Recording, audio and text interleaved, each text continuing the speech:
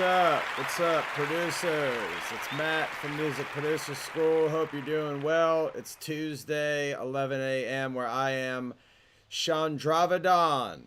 I'm probably not pronouncing that correctly, but hello and thanks for saying hello, Chandravardhan. And thanks for joining. All right, you guys and girls, really quickly, as always, if you haven't joined the Music Producer School community, it's free, it's private, it's exclusive. Click the link in the Facebook comments to join it. That's where we go on Saturdays after class. You post your music there. I listen to it and I give you feedback on your tracks. I'm going to start posting some short clips of the things we've been doing over there on Saturdays. It's been super cool listening to your tracks, trying to give you some tips and some help on some things that I'm hearing with your music. And I enjoy listening to everybody's music. So it's been a lot of fun. So be sure to join the Music Producer School community. Be sure if you're watching, don't be shy. Say hello. Share this stream so that we can help out some more folks that are trying to make music just like us. Mananganasi, hello. Thanks for saying hello. Also, if you'd like to follow us on all the other platforms, the link is in the Facebook comments.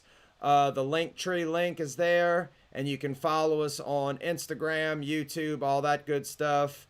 And finally, if anybody has any specific questions or if you just want to say hello, the comment that says chat with Matt, that's me, I'm Matt. You can click that link and you don't need any special software. You can be just on your phone, you can be on your computer, on a tablet. Click that link and it will allow you to call me here right now. And we can chat over video and you can ask me questions. Or like I said, I've had some folks just wanted to say hello. So if you'd like to chat with Matt, that's me. Click that link, chat with Matt. It will call me. I'll put you in and we can chat for a couple minutes and see what's going on. So without further ado, today's lesson and this week's lessons are going to be concentrated on home recording. So I'm assuming that a lot of you folks here that are watching, you're trying to learn how to produce because you're trying to do it at home or in your home studio, right? I mean, that's how I started.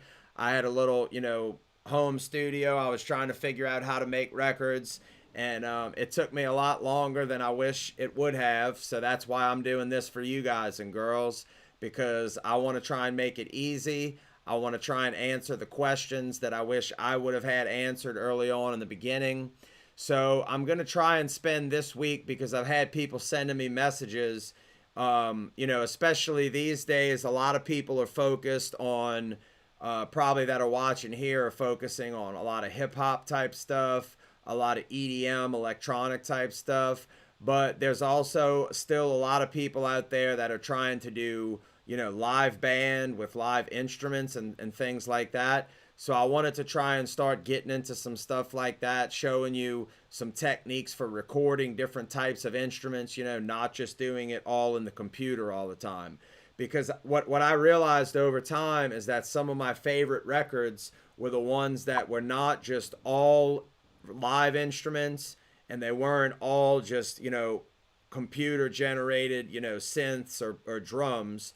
I actually really love when people combine those two things. So you might have a couple live instruments and you might have some programmed stuff, some synthesizers, some VST plugins, stuff like that. So I wanted to start getting into how to achieve some of that stuff. And then what I wanted to start off with today, again, like I told y'all in the previous lessons, and also you guys, if you're just joining me for the first time or the first couple times, I have weeks of lessons already up on my Facebook page and the YouTube channel. So if you go back and watch, I have each week is a different type of lesson. And I already have I've been doing this for I think maybe about like 10 weeks now. So if you have questions, go back and watch some of that stuff first. And like I said, if you'd like to chat with me personally in the Facebook comments, you can click the link, chat with Matt. It's just going to ask if it can use your microphone and your camera so that you can talk to me, and then you'll call me and I'll put you through and we can chat for a minute. So I wanted to go into home recording this week, and I've had a lot of people sending me messages. They're trying to just get their studios set up. They're trying to maybe just get into making music. So we've kind of covered some good ground on music theory. We've covered different things like, making drum beats, and a lot of it's been fairly basic so far. But like I said, I'm starting at the beginning so that everybody can have a good base and can always go back and refer to this stuff if they're just getting started out.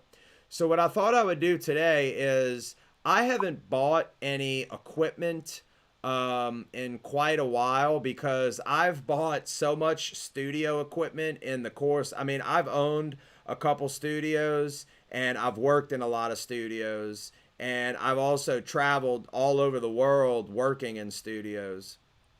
And I've spent, tens of thousands of dollars easily on studio equipment. And what I wanted to get into today is I've actually, the past few years, I've kind of downsized a little bit because over the years I became a little bit obsessed with gear. I mean, don't we all get obsessed with gear? Like, we want the new microphone, we want the new compressor, we want the new drum machine. Chandravadan, thanks for tagging your friends. I appreciate that, my friend. So I've been guilty of this, and I have spent a ton of money on gear. But, these days, especially with computer technology, you don't really need a whole lot of gear to make really great records. So I wanted to show y'all some things today that I thought, especially if you're new to this or you're getting started, or maybe if you've been going for a while and you're thinking to yourself, man, my stuff just doesn't sound good enough because I need a better microphone, or I need this, or I need that. I wanted to kind of go through with you guys and girls today some of the key pieces of gear that if I was to kind of start all over again and I had a limited budget, I wanted to show you some of the things that I would go and get, because these are the things that I wound up basically keeping over the years and that have really served me well over the years. So today is going to be a little bit more about gear, and then on our Thursday class, I'm going to show you guys my home studio, and I'm going to show you the actual gear that I've used and that I still use. And this is to make records that, what's up, Shresh? This is to make records that have ended up on the radio. They've been on the charts. And I think I mentioned this before, but I've worked in some of the best studios in the world. Like, I used to live in California and I worked in Los Angeles for a while. And I've been in some crazy awesome studios, like millions of dollars of gear. But the songs that have gone the furthest for me, that have made it to the radio, that have made it onto the charts, I think almost all of them in my home studio. So if you can believe that, that's just the weird way that things work. So all this expensive gear is great. It looks cool on Instagram, but the reality is you don't need all that stuff to make really great records. So I wanted to flip over today to, I got on Amazon, and I haven't really looked in quite a while at what is new in the home recording market, but I figured, okay, let's pretend that I am, kind of a new person to this, or maybe you're trying to upgrade some stuff in your studio. So I figured let's just start out on Amazon, because most of y'all can get to that, I'm sure. And let's see what they have under home recording. Let's see what comes up. And let me see if I can, get myself out of the way here as best as possible. So let's see what we got in home recording. And let's do music recording equipment, because we don't need any books. That's what I'm here for. I'm going to teach you guys. So let's see what they got. Okay, so off the bat right here, PreSonus, this PreSonus Studio package. Now, full disclosure, I actually worked for PreSonus for a while. And I have to say, it's not just because I worked at PreSonus. PreSonus has been, I would have to say honestly, one of the best companies in the past, 10 years or so, because they've actually listened to the people like us that are trying to make music, and they've actually listened and done things to help us, whereas most companies, they kind of make stuff and then they come out and say, all right, this is what you guys have as an option to buy, so you better buy it. Whereas Presonus actually listens to musicians, and I know this because I work there, and they make products built around what musicians and producers want.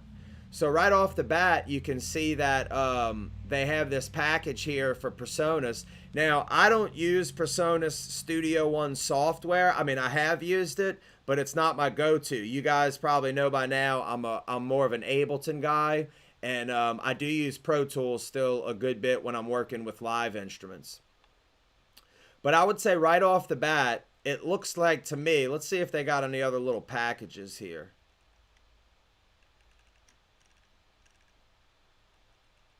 Okay, we got another Presonus package here. Another Presonus package. Yeah, Presonus has some really great packages, it looks like, put together. Let's see if we could do home recording package, what that gets us. Because I've gotten some messages from people saying they're just starting out and they're trying to figure out what to get. So Presonus looks like they've got the package game on lock, because they're the only one. Okay, I see Focus right here has something. M Audio.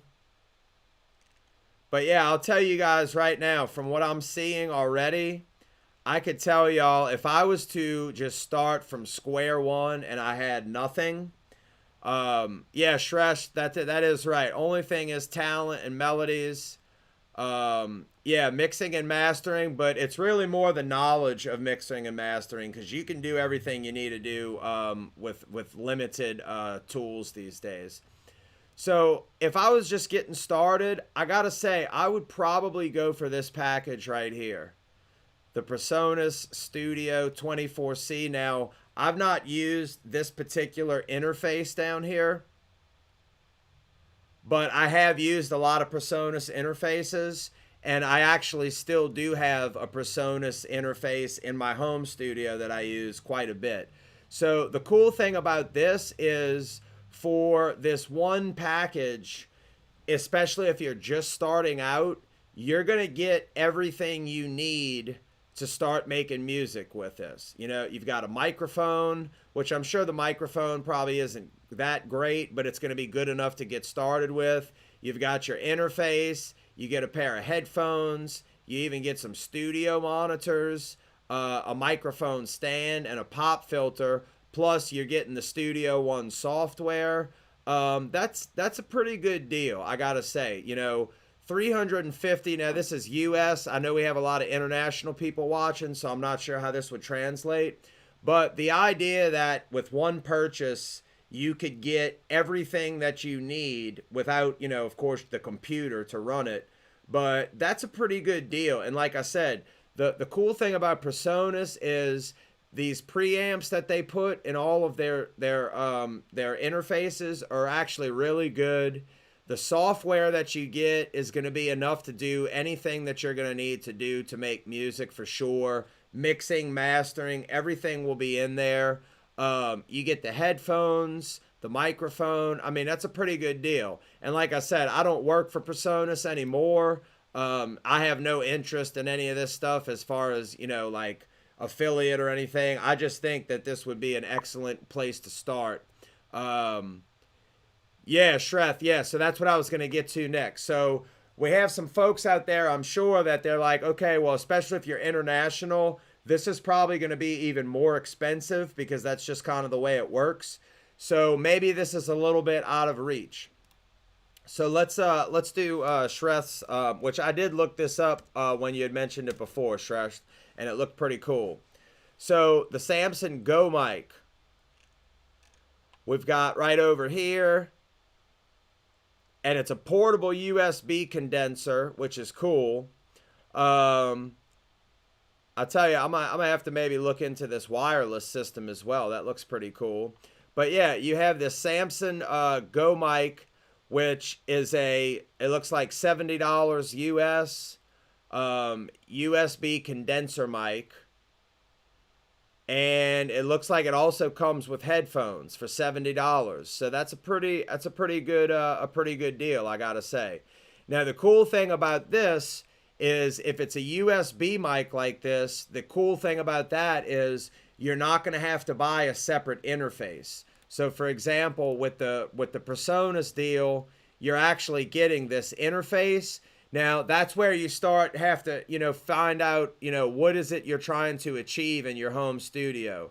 Are you only going to be trying to record one source at a time? Meaning, are you going to just be trying to record just a single vocal because you're getting your beats or your tracks from somewhere? So if you're more like a rapper or just singing on top of tracks, you could probably get away with just the Samson Go mic because you'll be able to plug that right into your computer.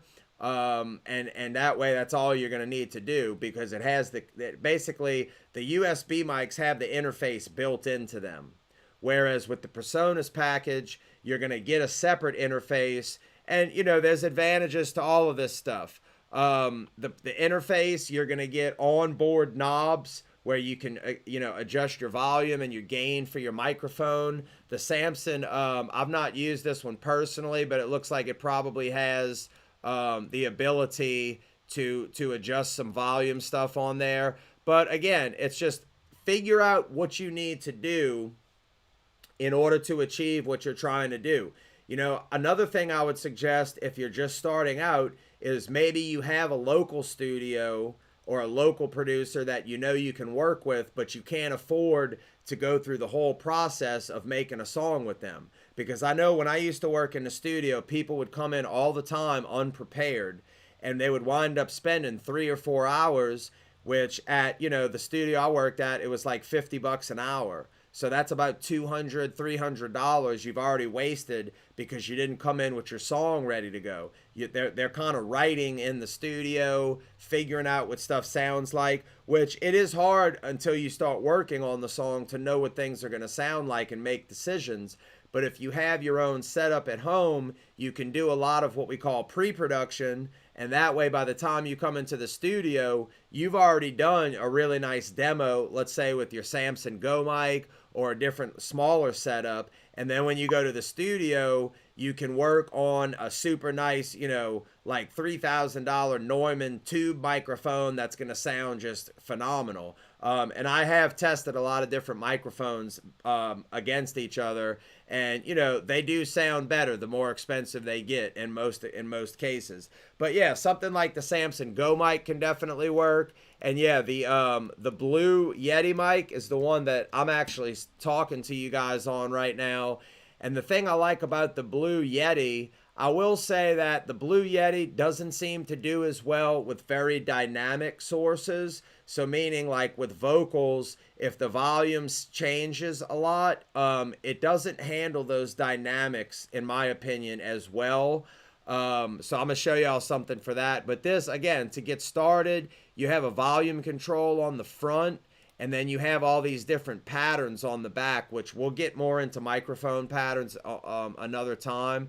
But you have this ability to plug in headphones right into the microphone itself.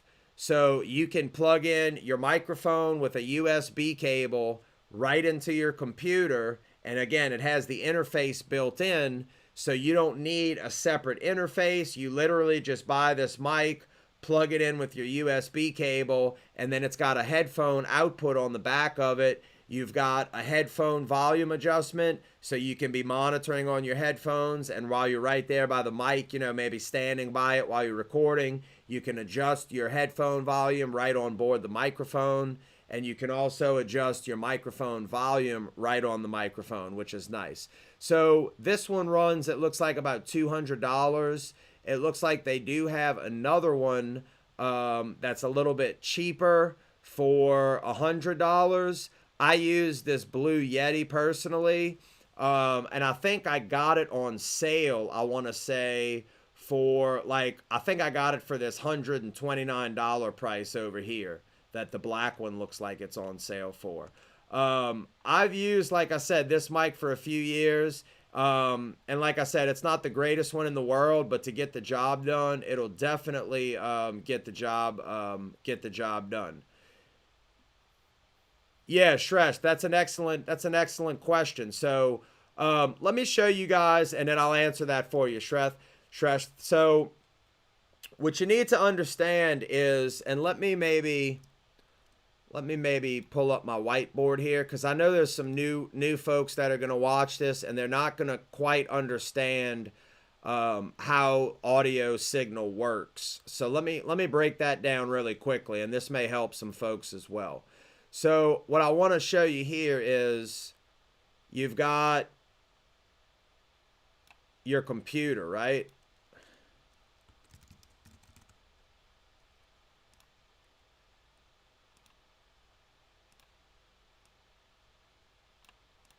Okay, so we've got our computer.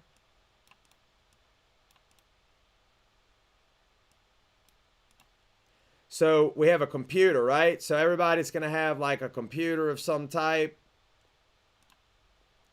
And then what you need to understand is, let's say this is, and I'm drawing this with my mouse today, so it's going to be terrible.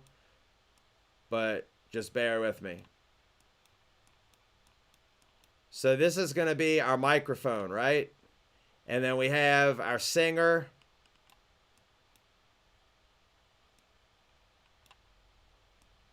Who's singing into the microphone, right? Give him some arms and legs, right? He's belting it. So we have our singer, right? Singing into the microphone. Well, the microphone, like I said, you got to understand, if you get a USB microphone, all you need to do is plug that USB cable right into the computer and you're good to go.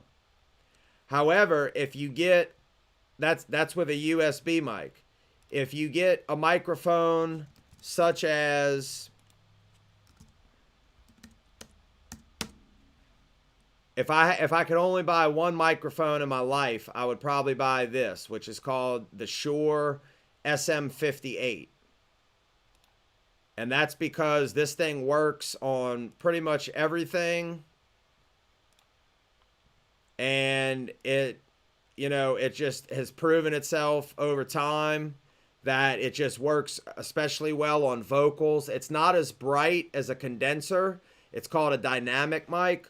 So it's not quite as bright initially, but it takes EQ really well, so you can get it sounding really good. And there's been a lot of hit records that have been made just using an SM58.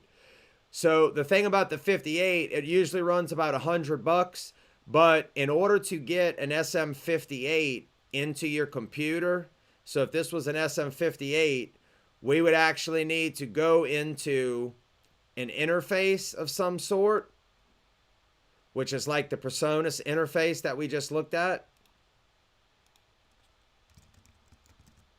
Right? So you'd need to go into your interface first. And then from your interface, you could go out into your computer. Now, what is going on in this interface that you need to use it? Well, the interface is going to have two things. It's going to have a preamp, which is what your microphone is going to go into first. So let's move the preamp down here. So your microphone would essentially go into the preamp first. And then the interface is also going to have built into it something called a digital converter. So I'm not going to get super technical today on this, but basically what happens is when you're singing, you're producing sounds that are analog. They're physical vibrations, right? So these physical vibrations, they get picked up by the microphone. So here's my dude singing, and the microphone picks those vibrations up. It's now sending those vibrations down the cable electrically, and because they're very low in volume, they need to be amplified by a preamp. So in like a live mixer, you would have preamps, and then the preamps would send that out to your speakers. But if we're trying to record our analog signals, so this over here is going to be analog signals. If we want to put it into a computer, we need to turn these analog signals into digital. Okay? So if we have digital, we can put it into the computer and record it into our DAW, but we need to convert that analog into digital first. So that's the main thing I wanted to convey, was these interfaces are going to have built in the preamp that the microphone is going to be amplified by, and then it also then turns it with a digital converter into a digital signal that your computer can record, okay? So as you can imagine, if you buy one of these microphones that has all of this stuff built into it, it has the preamp built into the microphone. And actually with the USB mics, what basically they're doing is they don't really have a preamp built into them. They're relying on your computers like plugins to kind of be the preamp, basically. So you have that. You have the interface with the digital converter. So in those all-in-one mics, the converter is built into, you can kind of think of it as being built into that USB cable. So it's built into the USB cable. And as you can imagine, if they're squeezing all of that technology into this one microphone, the quality of the microphone overall is just not going to be quite as good as if you have a whole separate microphone, a whole separate preamp, and then also a separate digital converter. So at one time in my studio, I had a separate microphone, I had separate preamps, and I had all kinds of different preamps for certain stuff, and then I also had a separate pair of just standalone digital converters. So I had a standalone set of digital converters, a standalone set of preamps, and then standalone microphones that I would use, right? So that was cool, and it sounded really good, but as the technology started to get better, these newer interfaces started coming out where the converters and the preamps were really, really good. So on Thursday's class, like I said, I'm going to bring y'all into my home studio and I'm going to show y'all the actual equipment that I'm using to record stuff with and why I really like it and why that's kind of where I've ended up after going through all these different types of equipment. So, okay, the final thing we're going to touch on today, and that's just to kind of get you guys started if you're just starting out with this type of thing and you're kind of wondering what should you go with. Like I said, there's no right or wrong. If you're on a super hardcore low budget, the single USB mic is definitely the way to go because that's going to be the cheapest way to get started. If you have a little bit of money, I would definitely recommend looking at one of those PreSonus packages because that way you're going to get some speakers, some headphones, you're going to get an all-in-one deal, and that'll be pretty cool. Also, there's something to be said for just having the equipment just to be able to learn and use it and kind of get a feel for, being able to invite somebody over and set up a little headphone mix for them and learning as a producer, because that's what we're trying to do here. We're becoming producers to learn how to record other people. If you're just doing your own stuff, you can kind of do whatever. But if you want to get into the real game of producing other artists, a big part of producing for other artists is learning how to set up a good headphone mix for them, how to control the levels appropriately and all that stuff, make a good sounding headphone mix for them. So there's something to be said for having all those parts of the puzzle so you can start learning how to adjust them, how to think about it, like how to get it set up before the artist comes over. So that's all very important stuff. So we're going to get deeper into that as well. But the final thing that I wanted to touch on that Shresh made an excellent point about was also acoustics. Acoustics in your studio is something that a lot of people don't think about, but it's very simple. In your house or wherever you live, or you could do this wherever, if you're in your home, go into one room and just clap your hands. And when you clap your hands, listen for that echo. And if you have that echo, that means you have some reflections going on. What's up, Ketskis? Thanks for saying hello.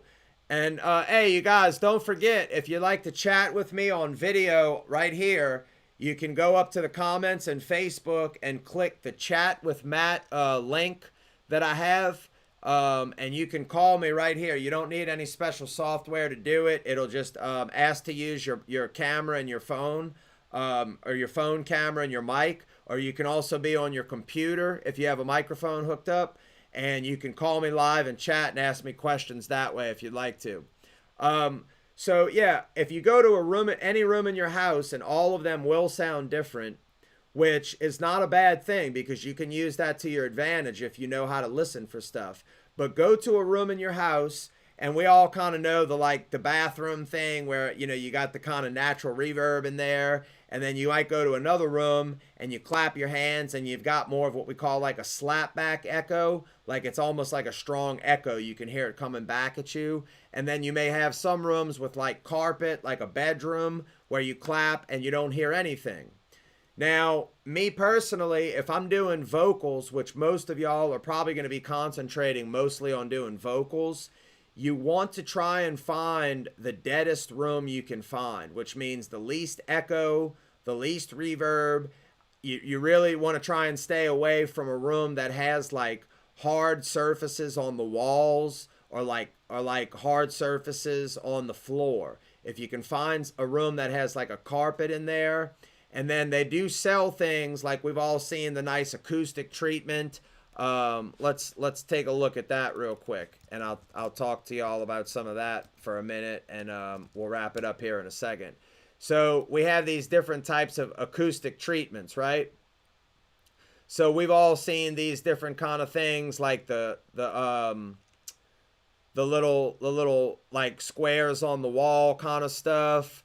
Now, what these are the ones on the very back wall here are called diffusers, and those work pretty well. But what a lot of people don't realize is that one of the things that so yeah, this right here is a diffuser, that panel.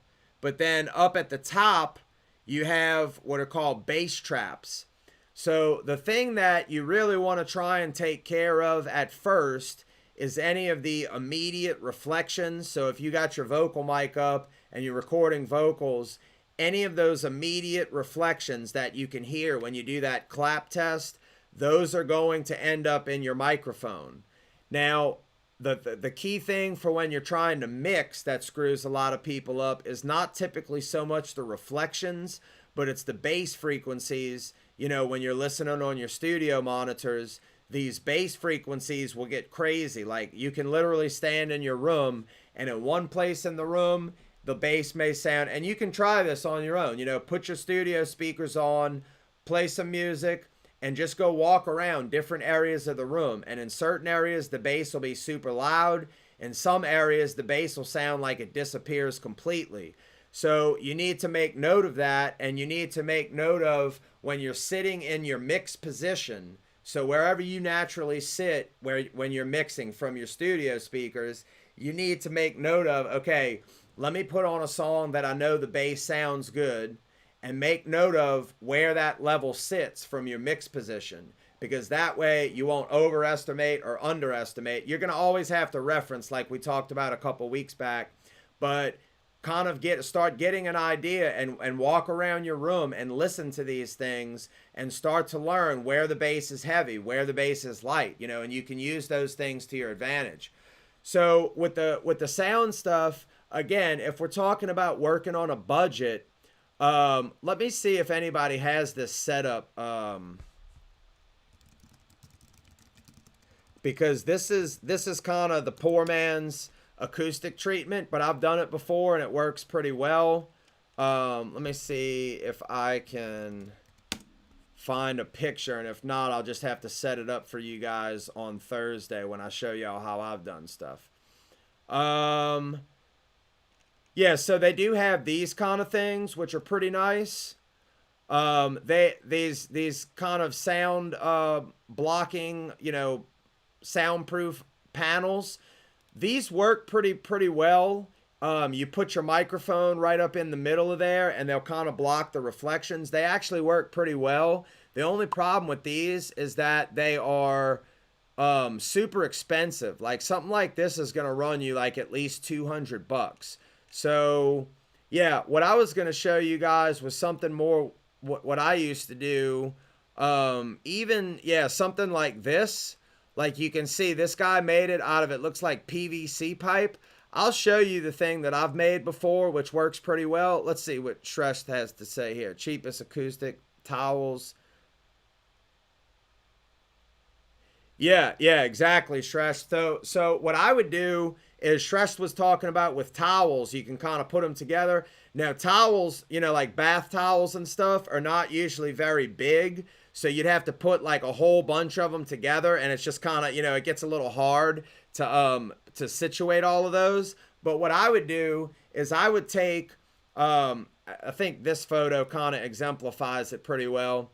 So I would take a couple of boom mic stands and I would make them so that they would form a T, right? And I would put two of the T mic stands together so it would make a nice long horizontal line basically to how this tripod stand looks. And then you can take like a thick blanket or like a comforter is kind of what I would use a lot of the time, and make about 3 of these little panels like this that will surround, and you make kind of like a portable vocal booth.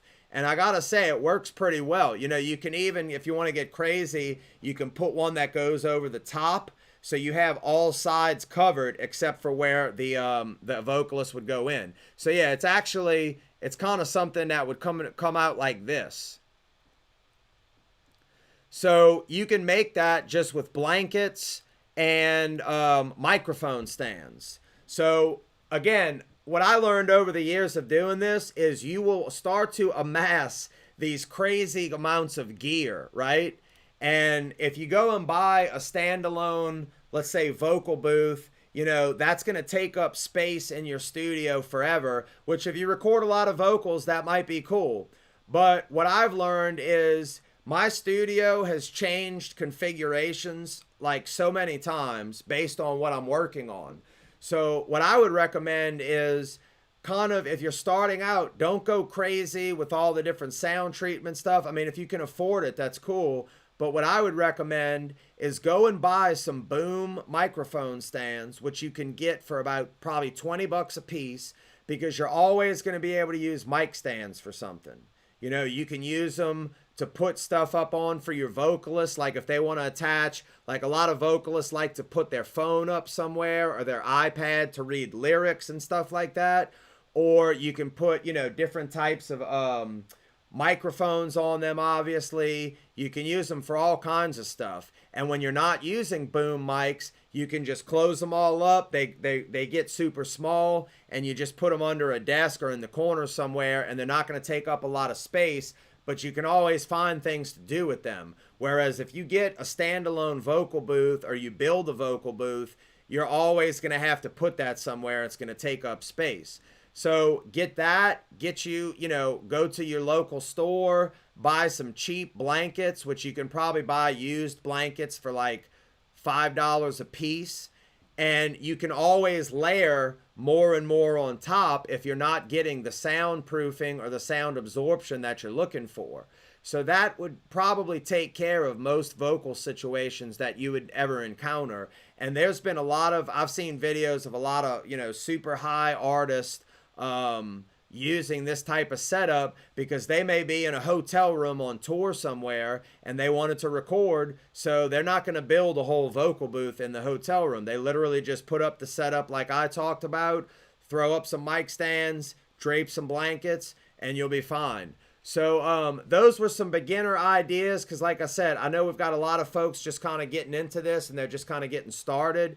So I wanted to kind of get into this home recording stuff so that you guys can start, along with the things we've already covered, you can physically start making some records, you know, start singing some stuff, recording some instruments. So like I said, this Thursday's class, I'm going to bring you guys into my home studio and I'm going to show you guys what I'm using, the exact pieces of gear. I may show you some of the old pieces of gear that I used to have that I got rid of. And I'll just kind of give you guys a little look around to show you what I'm using for my own stuff when I work at home. So I think that's going to be it for today. Let's see. What's the earphone you're wearing, Carl? I'm sorry, headphone. Shresh, are you talking about in ears like this? Or are you talking about over the ear? The ones that I always use for the classes are my in ears that I use for when I play live, or when I DJ. I use these as well.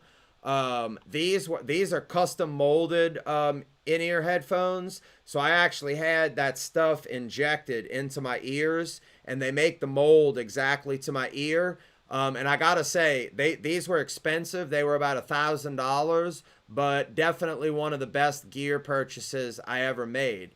If you're talking about over the ear headphones, these are the headphones that I use in my studio on the daily. I'm pretty sure these were them. Pull this up for you.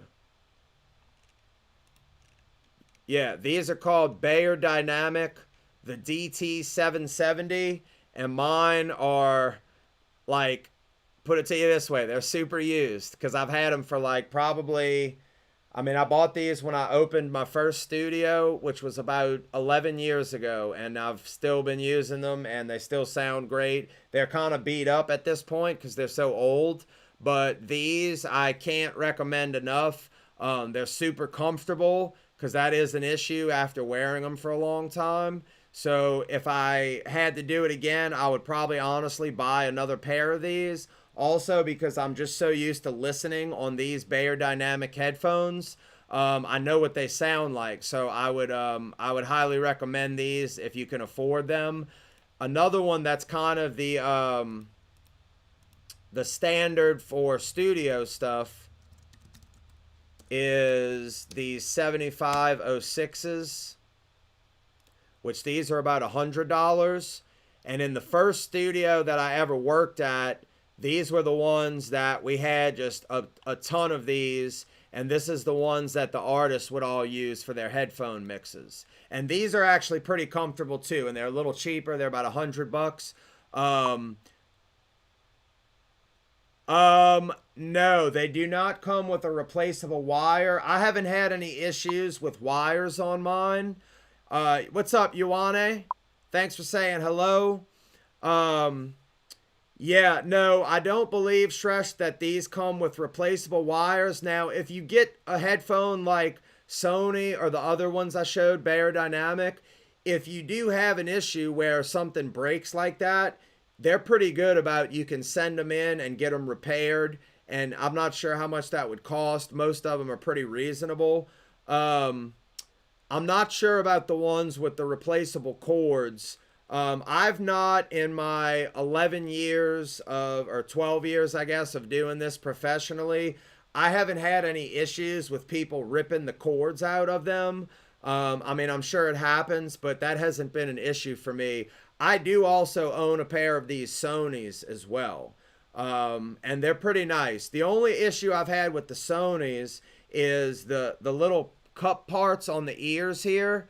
They get old after a while just from people using them, and they're kind of, people get a little sweaty using them and stuff, and those ear foam pieces will start to kind of degrade after a while, and they start to kind of fall apart, but you can replace them for about like $20. I need to replace mine actually, speaking of that. But overall, they sound really good. They're high quality headphones, and for $100, they're not too bad. Let me see really quickly, since we're talking about this, and then I'll wrap it up. Let me see what kind of studio headphones Amazon currently has, and I'll see if anything on here looks like it would be maybe a better option for you. But those are the two that I use all the time, and I haven't had any issues. Yeah, you see they have like these, like one audio or one audio, it looks like, for $30, and these have good reviews on here. I'm not sure, like, what the quality of these is.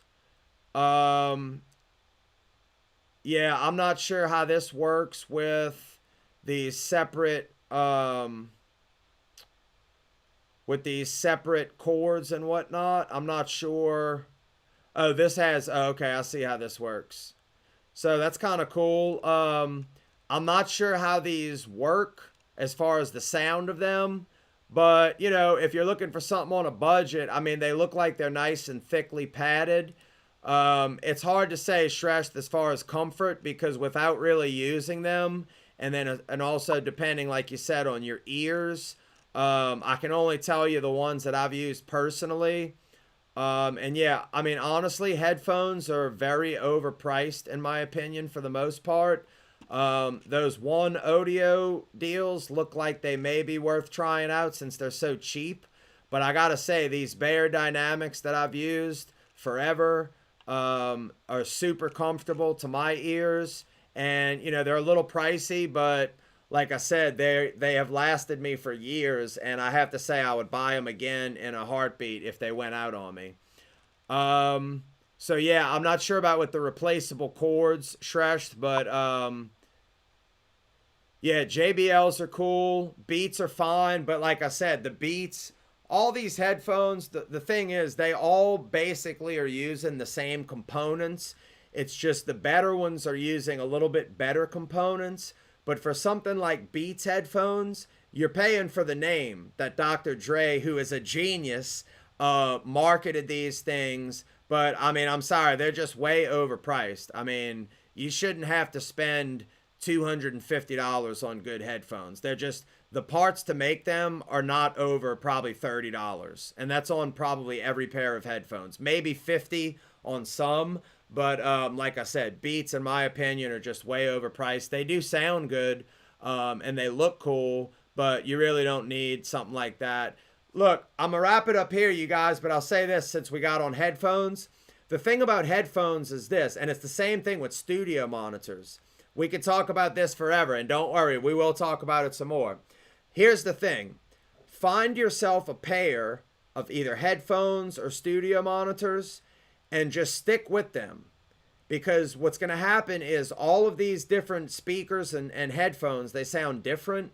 So what you need to do is stick with one pair and learn what they sound like, because that way you're always going to know, oh, okay, my speakers that I use, they produce bass really well. So my bass always sounds like this.